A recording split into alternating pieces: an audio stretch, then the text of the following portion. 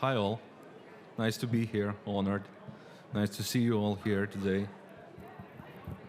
Can you hear me okay? So let's maybe talk a little bit business. As it was mentioned, I'm an entrepreneur, which means I run companies. Back in my country, in Latvia, I have a few. These are the design companies and the BIM consultancy companies. So we do many things, and we, along our journey, based on our experience, had confronted many problems, many issues that we've tried to deal with, and we are still dealing with. And this is exactly what I'm going to talk with you about. I would like to introduce my small vision of how the modern management should react and address these problems that they see in the industry or they experience with their own people. So business is always, as you may know, is about making profit, using the available resources and the knowledge that you have by yourself or inside your team. And surely there is always a certain business model behind. So it's not only about the craftsmanship that you are ready to apply to produce a service. You have the certain understanding and the workflow and the process that makes you able to transform your knowledge and resources into something viable and into profit, ultimately, in the end. So regarding the design business, it's always, as I see it, always about three components. It's about the knowledge of the building codes. Disregard of the market where you are trying to work on, you need to be aware, and you need these people that are aware about the building codes, because they might change slightly or dramatically across the regions on our globe. And you need to be sure that your team is capable of delivering something that results in the building permit. This is what the design business is about. We design to be able to build the building. Usually, by the law, it's regulated. You need a building permit. That's it. The next aspect is the experienced engineer or the developer or the architect. So this is your team that you are hiring and that you rely on so that they produce the third aspect. These are the deliverables of high quality. Because in the end, you need to comply with the same codes, and you need to explain your design intent to authorities and your client, etc., many other stakeholders that are on board. And these deliverables are the essence of our work. When we are saying we are designers, we understand that we produce drawings, BIM models, etc. These are all the information deliverables that we are sharing across the supply chain and with the client, and we actually sell it to the client. So this is the essence, this is the main idea. And the decision, now I mean the business owner, the decision to invest into new ways of working, into new technologies, to adopt them, is really tough, especially when currently the company is feeling fine and the team is feeling fine, and we know that we've been doing the same things for years now, and it's in our blood. This is how we breathe. And why do we need to change? Why do we need to think about something else in comparison to what we've been doing for, I don't know, 15 years already? So design itself is something that, as a business, is coexisting in the industry of the AEC. And this industry itself is highly turbulent.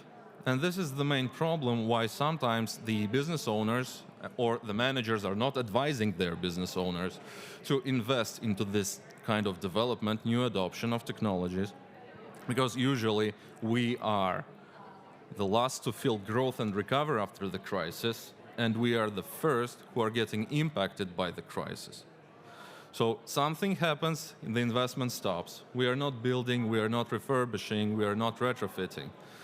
And only when we've dealt with the rest, with the health and care, with kids, with kindergartens, with schools, social problems, then we can start thinking about building something. This is very characteristic for the less developed markets. You can see it. Well, is anything going on in the construction? No, they struggle with many other things, and only after when they get the confidence about the tomorrow, they will start building new houses, new offices, etc., etc. And the other aspect, as an intro, is that regarding the investment that I told before, it's about the money. So the owner needs to invest. He needs to at least take out his money out of the pocket, his wallet, take out the money, and pay to somebody. This is the investment. This is a business development, etc., etc. So you can do it yourself as the owner.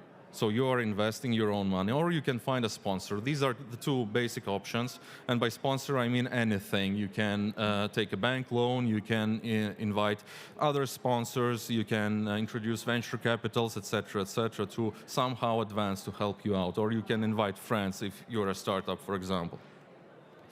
But I believe that there are things, and we've tested it, we tried to do it, that there are things, you can't buy.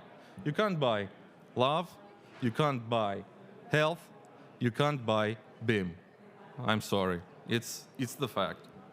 So it's not enough to just take out the money and give it to somebody to buy the software as a tool, or expertise as the knowledge how to use the tool, and be sure that it's going to proceed in a positive way. So during the presentation, I will be sharing a few problems as I see them, and possible ways out of the situation, because all of these things are going to be confronted by you if you are a business owner or the manager, and if you are trying to somehow impact the business development. So one of the first things, it's becoming really hard to hire, actually. And I am aware that this is a global trend, and this is a really dramatic sometimes situation here in Ireland, as I know, that you cannot easily just go and headhunt for the qualified specialists, engineers who would be ready to work with you on your projects. And it does not mean that you only need money and ensure the best salary you can, so they come to your company and work for you or with you. It's not enough, you need to do something else. And why specifically is it so hard? Because we are lacking these specialists. They are not trained yet enough to be part of our teams. And the more we go, the more we proceed with the advancement in technologies, the more we invest as business owners into our businesses, like buying tools, trying to introduce new processes, the more delayed there is a gap between the, for example, guys who come out of university and their competences and their experiences with what we are expecting them to be doing. So we need to somehow help them out, and this is only a responsibility of the business owner and his management team. So in case we know that this is a problem, that it is hard to hire, just go and hire, and be sure you budget the training in your project budgets so that you can allocate all this money, or you can introduce internal training courses, or you yourself run a training for your team so that the team is also growing up with you. The other problem that is always highlighted is the lack of infrastructure. And by lack of infrastructure, I mean the hardware and the software already on board in your company that you are ready to use and you are ready to provide to your team so that they are working efficiently every day. So this is an issue, and what will be the life hack and the business of value? Why do we need to think about all these things? It becomes expensive. And our recent experience was that even if it is expensive, it is not that easily acquirable. We were waiting for a specific video card and server configuration for many months. just because it's the pandemic, it's the crisis, it's the problem with the suppliers. And this is why we were putting on hold many operations just because of the inability of the suppliers to provide us with the necessary hardware. So you need to take into account. And I would not say that everything should be done and dealt with by the business owner himself. Just make sure you are holding it in your head and you have the specific people who are ready to be responsible for the implementation of such projects. So we want to modernize our hardware. Be sure to have a guy, a consultant, or somebody from your team to advise and make sure it's going on, it's happening. VAC competences is something that I've talked before. So it's not usually the absolute absence of the experience and training. It's the difficulty to check if somebody you are hiring is competent enough, because you can see a lot of papers, but the problem is that you need to test the people on real projects in real application in real life and see how they are doing. And in case you see problems, maybe it's not a good thing to just fire them and try to look for the other guy, because see the point one, it's hard to hire. Get them trained, try to help them out, try to identify what are the problems with their understanding of the business model or the industry aspects that we are working in. And this is how you will be more successful, I hope, than just doing it the old way, like, you know, you're fired, we don't want to work with you, etc. And the last problem, from my perspective, it's the most interesting thing. I call it a clash of business models. So we all know BIM consultants, etc., clash reports, all these things, comparing 3D models. You need to make sure that across the supply chain, your partners are having the same vision with you. The management of your partners or your sub-suppliers, anyone, have the same vision and understanding how do we collaboratively implement the same project.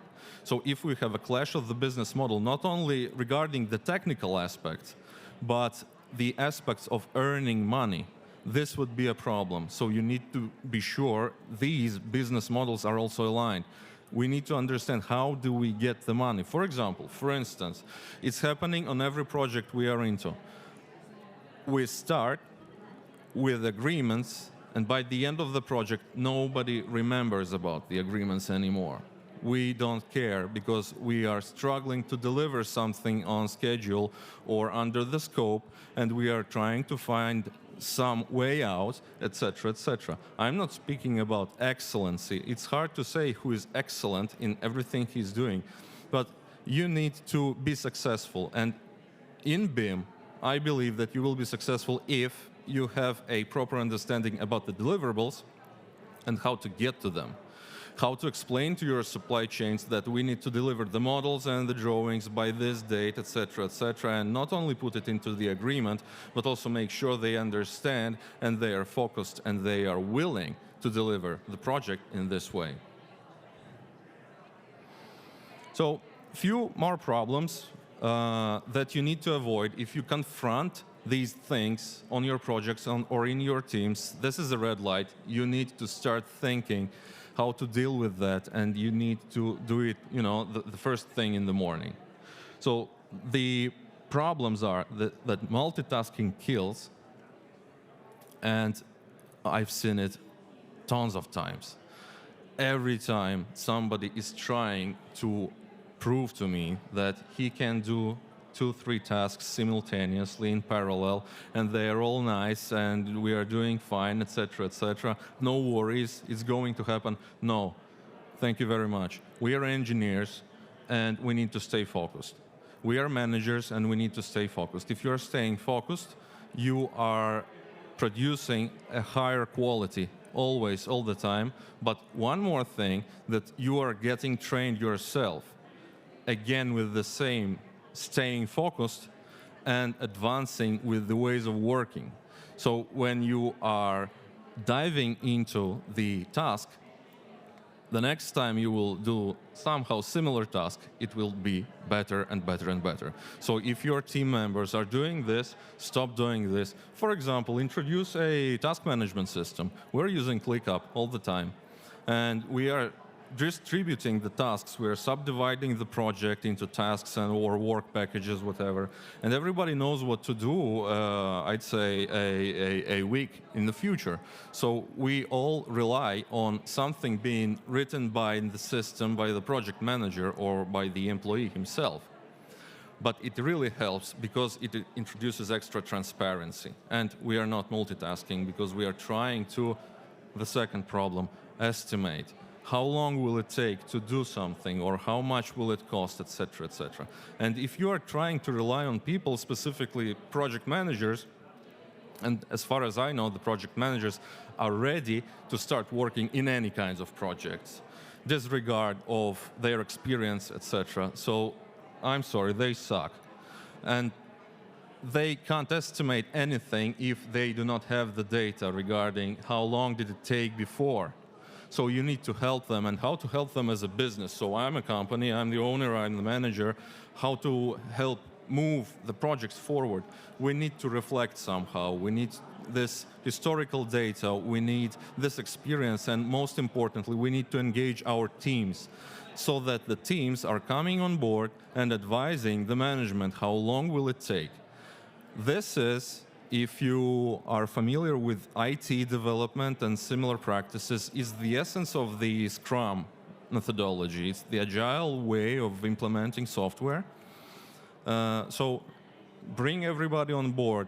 Okay, frankly, not everybody, but whoever has the understanding, and talk and talk and talk and spend some time.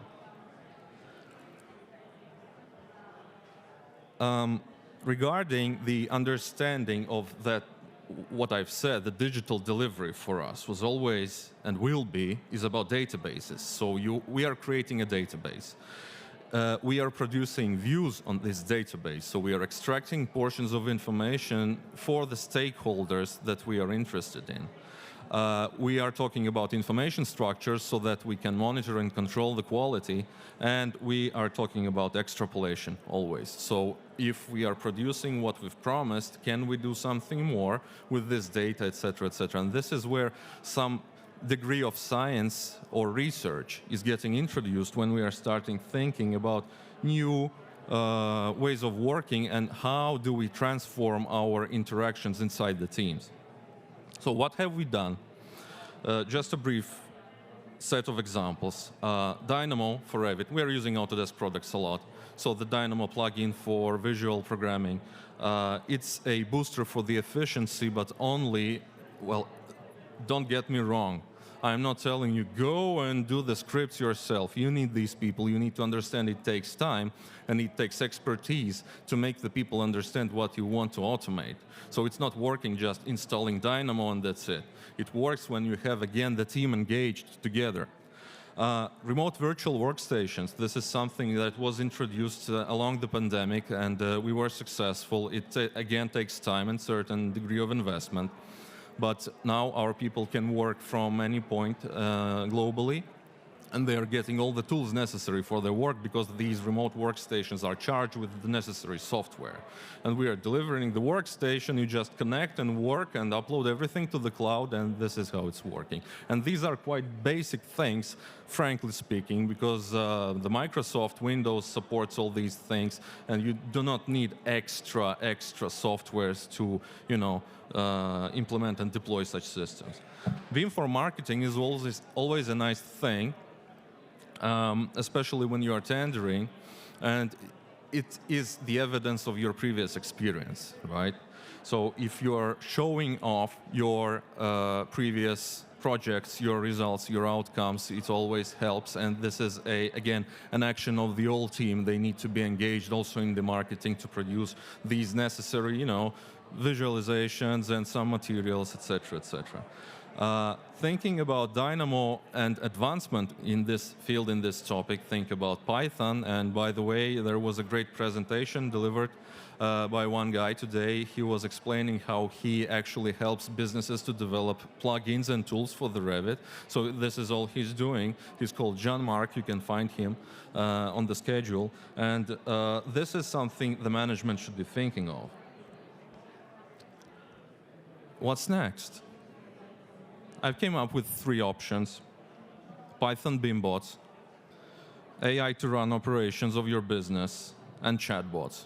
Let's start from the end. Why do I need a chatbot? Why do I want a chatbot? I want a chatbot to reply to the emails.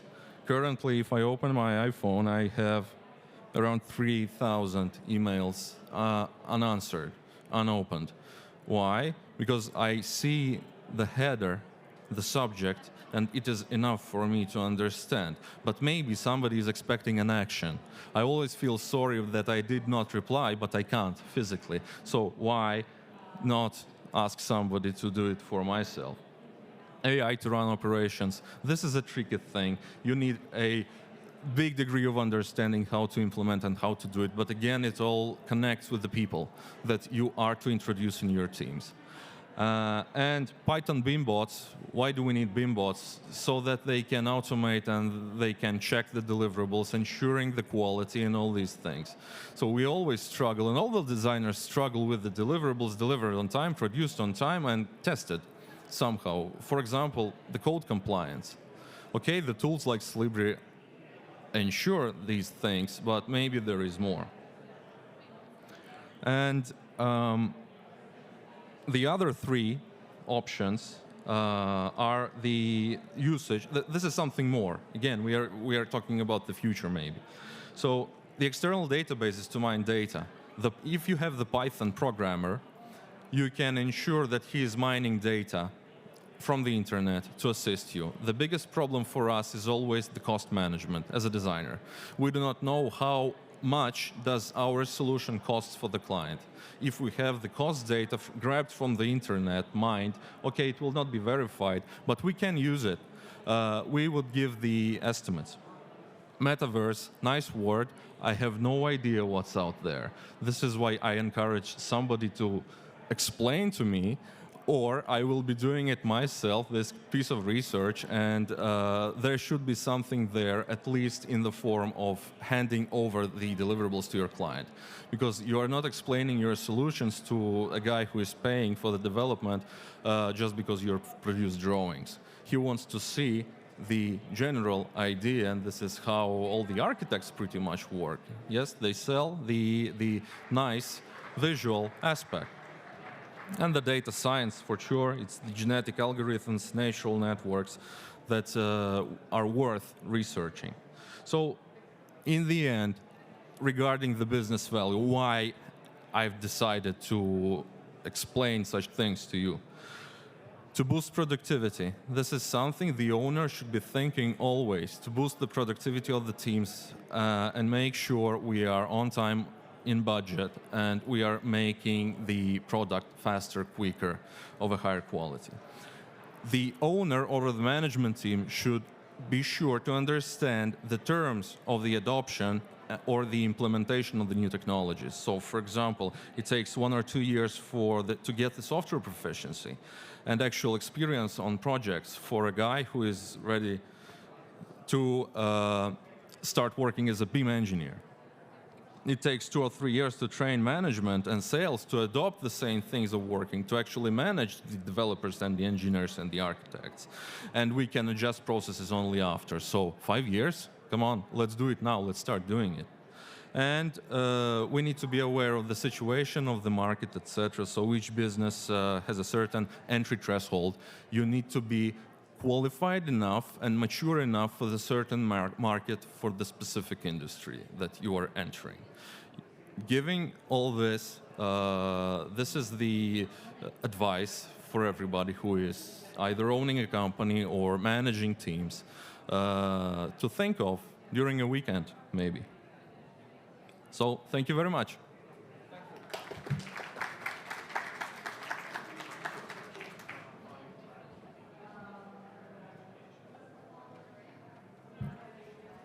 Thank you, Igor, very much. I'm going to have to rush on because we're just running a couple of minutes late. I've got Ender Kerwin from Arup. He's been working with Arup for 7 years now. He's the BIM lead and associate, and he's going to discuss with us about the adapting changes in the digital world of BIM.